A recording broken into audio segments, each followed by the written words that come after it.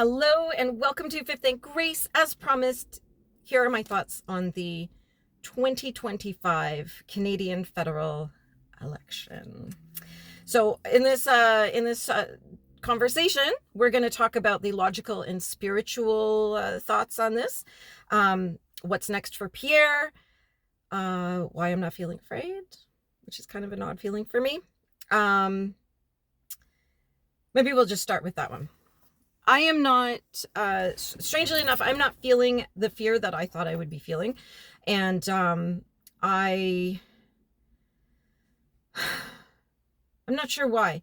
I think it's because, I guess, maybe deep down at a soul level, I know that this is not the end of the story. The Liberals have a minority government currently, as of this moment of recording. I don't know what time it is. It's like 3:30 on Wednesday, 2 days after the election. And they've got a minority. I think there's just so much up in the air that it's really hard to just, as a logical human, to sort of predict what's coming. Yeah, we'll use the cards later on. We'll tap into spirit and see what's going on. But I think that there's just so much that could happen in the next little bit that could set the tone for the next couple of years. I don't think that this is going to last 4 years. We've got stuff going on in different parts of the country. One of the things that I'm noticing is that there's a lot of people who were scrutineers at the election. The next time we have an election and you want to take part, volunteer with your local candidate to be a scrutineer. And then you will actually be part of the counting process. So a scrutineer would sit there at a table with the people, the polling box, the box of ballots, and you would count them all together, and the scrutineers keep notes, and they have a chart that they use, and they fill it in with all the numbers. I just saw a post before I left the house. I'm sitting outside one of my son's music lessons. I just saw a post that was a scrutineer.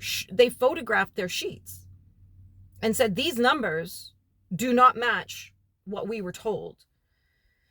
So there's that. There's people who are talking about how they went to the polling stations and they were told they already voted. They're like, I just got here, like I haven't voted. And then they have to fight to vote. It's a fight. Now, not everybody's got the ability, the stamina, the personality to stand up for themselves that way. So there's probably a lot of people who went home very confused and didn't actually vote. I saw one story where the person went, they were told that their name was crossed off. They've already voted, and they stood their ground and they fought. And while they were fighting to get the polling station to allow them to actually vote, other people were coming in and having the same experience. So they did the right thing and they called the police. And in this, when they were describing what happened, they said the police came, they took it very seriously. They took all their information, made a lot of notes, and said that they would be passing that on to the RCMP. So if you're outside of Canada and you're not Canadian, the RCMP is our federal police that would oversee a federal election. So hopefully the federal police take it seriously, because now that Mark Carney is the prime minister for real, he could just tell the RCMP, no, there's nothing wrong. Nothing happened. Everything's fine, right? As he would. So basically, I think at this point now we know that boomers crushed the country. And not all boomers, but certainly enough of them. And there's a type, and I've had a lot of dealings with them over the last 5 weeks. So we recognize them immediately. These are the kind of people who will shame people who don't have university degrees, but their own university degree, these elitist types, will be in something like medieval folk dance, that they got the degree, the bachelor in medieval folk dance 40 years ago. Sometimes 50 years ago. And so they'll be like, well, I'm educated. And it's like, are you really though? I would ask every single one of them, what did you think of Mark Carney's book? And most of them had no idea he had written a book. So yeah, they're educated on one topic from 40, 50 years ago, and they've decided that their learning has ended. They've decided they don't need to educate themselves on anything for the rest of their lives. And then they got conned and they got manipulated because like to have been conned and manipulated by Mark Carney, you've got to be pretty weak-minded. Like to not see, like even when we were showing, he lied right to your face and showed the two videos side by side saying, well, which is the truth? They don't care. They don't care. It's a cult. It is a cult. They voted out of their fear of Trump. The data says that when the polling was done, they were being asked, like, what's your biggest reason for voting for Mark Carney? And they said Donald Trump and nothing else. Not even making Canada a better place. They weren't concerned about that. They weren't concerned about the cost of living. They weren't concerned about healthcare, housing, the deficit, anything like that. And they didn't bother to educate themselves on who or what they were voting for. So there you have it. That's how we got here. That's how we got here. Danielle Smith, the Premier of Alberta, the gloves are off. The gloves are off. She is no fool, and she is not having it, and she does not suffer fools. That is for sure. So my advice to you is that if you want to travel this summer, maybe pop over to Ottawa or to Alberta, take your dollars there, and support the sanest place in the country. Really, you'll be in very good company. And fun fact, the separation movement was already underway, and it hit the ground yesterday. So yeah. The gauntlet has been dropped. At this point, the Bloc will suck as much as it can from the government while it can. You can expect a lot more money going to Quebec, as the leader has said. The leader, Yves Blanchette, has said that he will work with the government, which is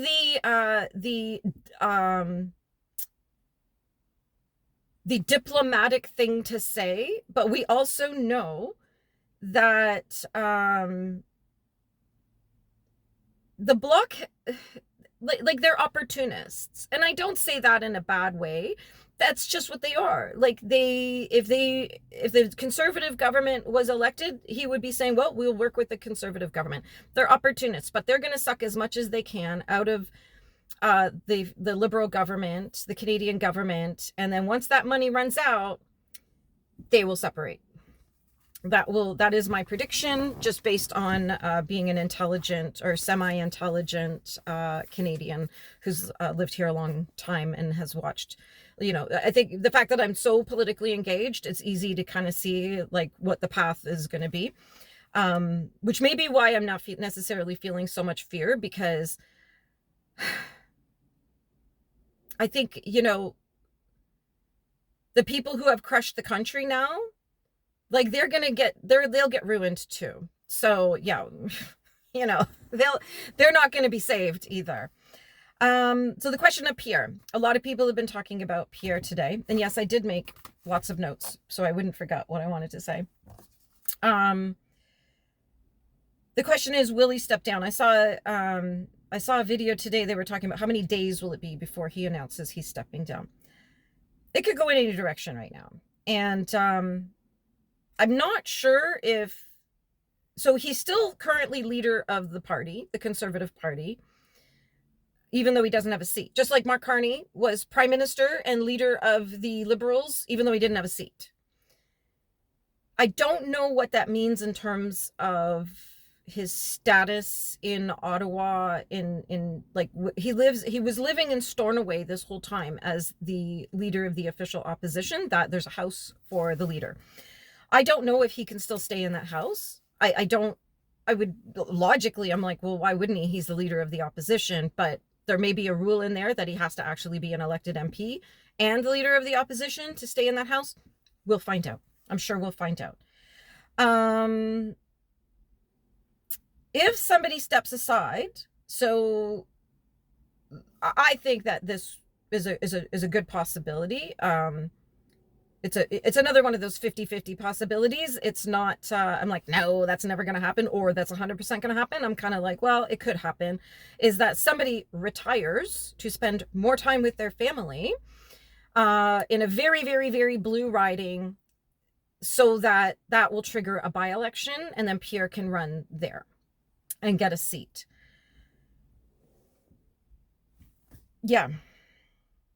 I've been reading and researching a lot, because that's what conservatives do. We educate ourselves. We don't just, you know, say, well, I went to kindergarten, so I'm educated. I think we're all doing a great job of educating ourselves and then trying to educate other people. This is what I've seen in the conservative movement, and it's amazing. I've learned so much from so many people.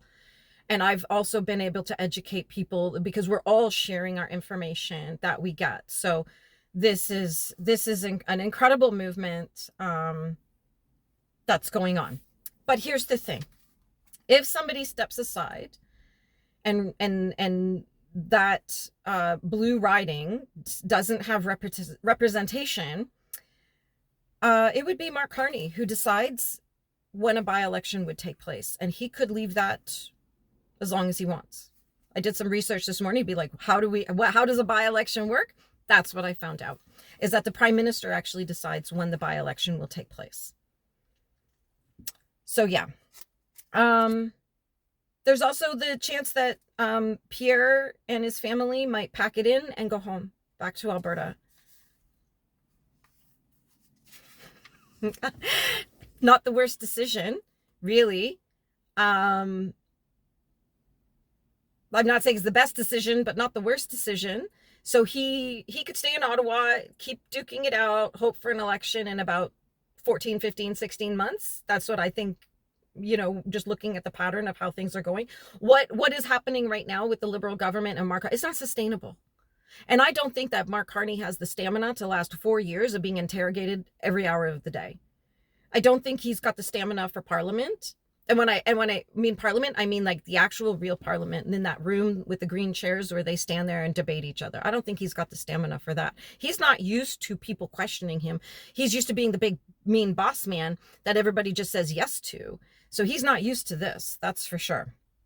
Okay, so there's party conversations that will be taking place right now, but I do not think that this is the end of the Pierre Poilievre story.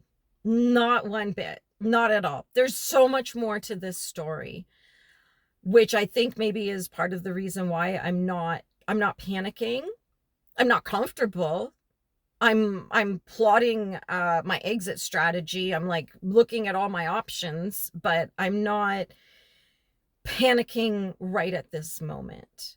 So if I can give you any advice, is just sit tight with this, while at the same time planning how you're going to move forward. I would suggest prepping. That's always a good one, because if you buy food now and then you can store it, that might save you later when you can't afford food. Okay? Firewood, have a way to cook with fire if you can. Just look at what happened in Europe over the weekend.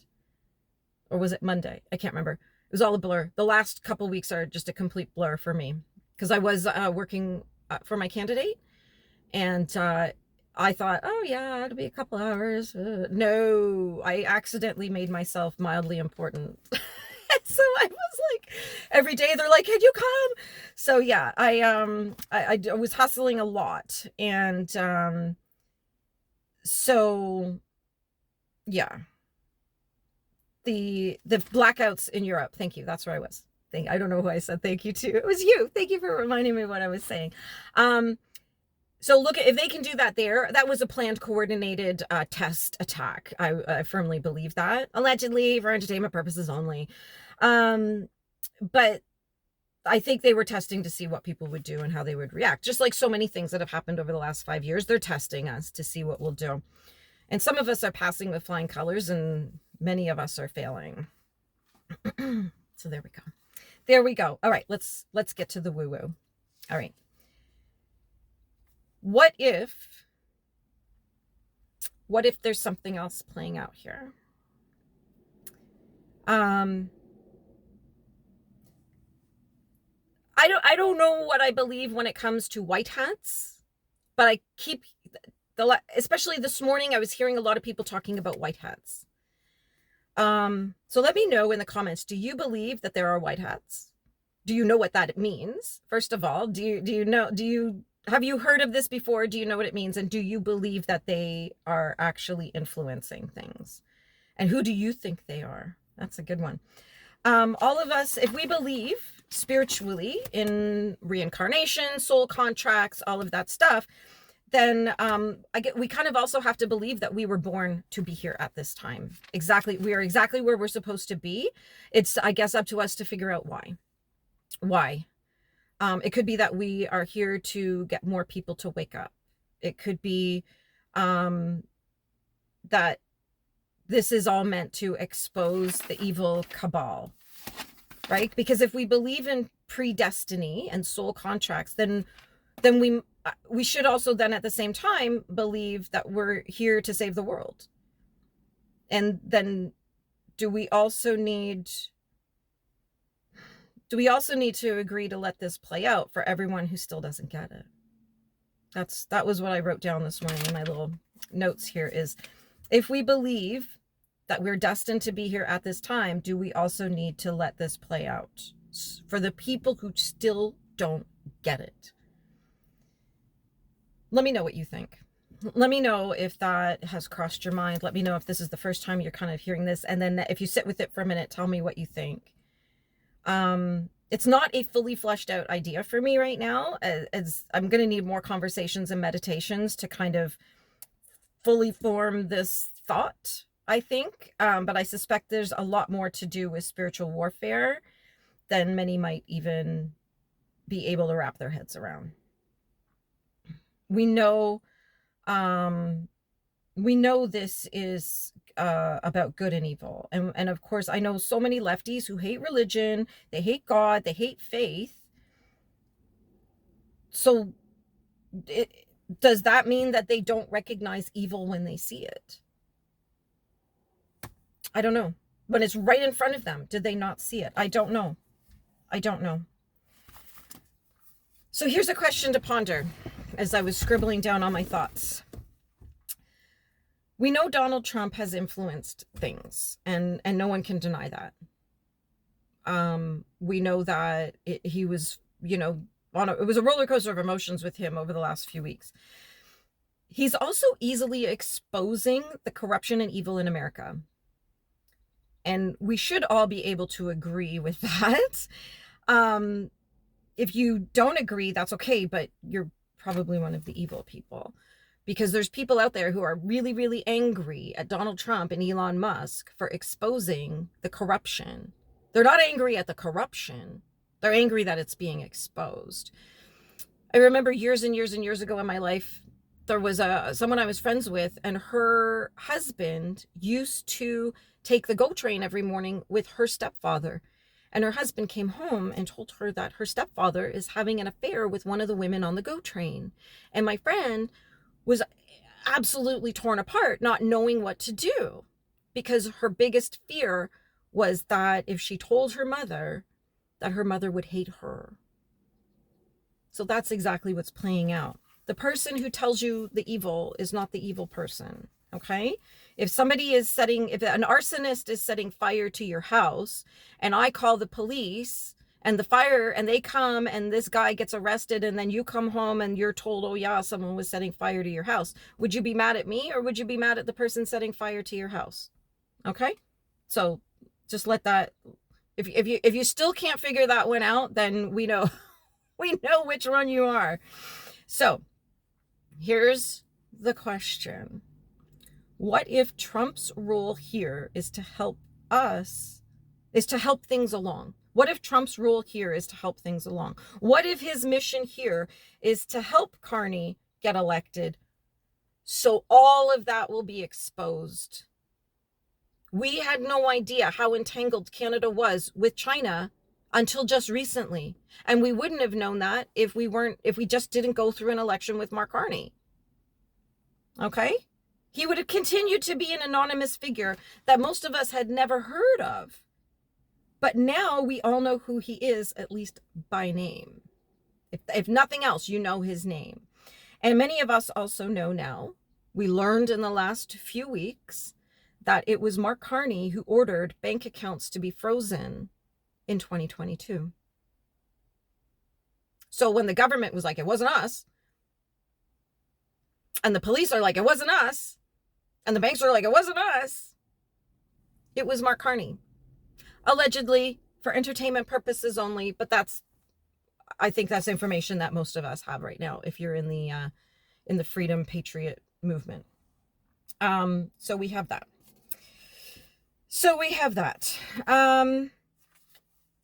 So if you're sitting here wondering what you can do, join the party. And if you're not a conservative, join whatever party you are. You know, like I fully support people exercising their democratic rights. But we want our elections, and it doesn't matter what party you are, we want our elections to be fair and free and free of corruption and free of influence. So yeah, join the party, contact your local EDA, that's your riding association, so that you can attend meetings and volunteer and get to know everybody. Keep researching and educating yourself, and keep sharing what you learn. Keep talking, stay engaged. You can also run for office. You could run for school trustee. You can run for municipal politics. My son, he even ran for school council, and he's going to run again. Okay. So there's lots of ways. If that's not your jam, if the thought of doing that brings you to your knees, volunteer to help a freedom fighter, a patriot, get elected in your own community. Okay. Keep growing your own network for sure.